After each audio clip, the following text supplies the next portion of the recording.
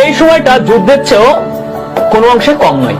Varsity একটি চিক নিজের দখলে আনতে কত শত রাত, না ঘুমারা বিকেল, সন্ধ্যা হারিয়ে গেছে, কত সূর্যাস্ত ঢলে পড়েছে বইয়ের পাতায়।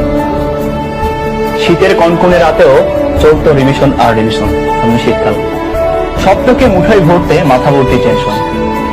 তবু একটাই প্রশ্ন, ঘুরপাক খাই, আমি পারবো তো?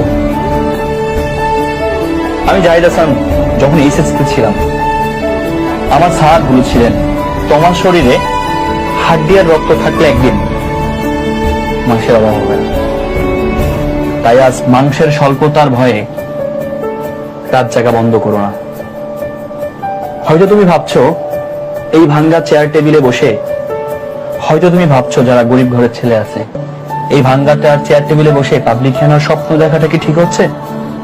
উত্তরে আমি তোমার জাহিদ ভাই বলছি, আমি নিজেও একদিন এভাবে স্বপ্ন দেখেছিলাম।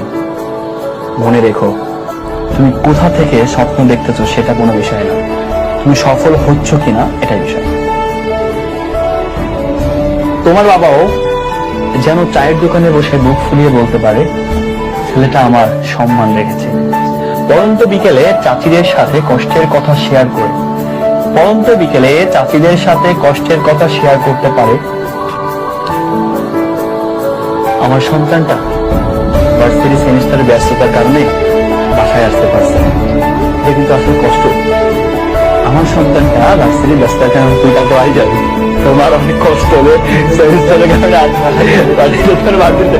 একটি মধ্যবিত্ত পরিবারের সন্তান হিসাবে স্টুডেন্ট লাইফে পাবলিক বিশ্ববিদ্যালয় মাথা জোগাড় আশ্রয় কেন্দ্র।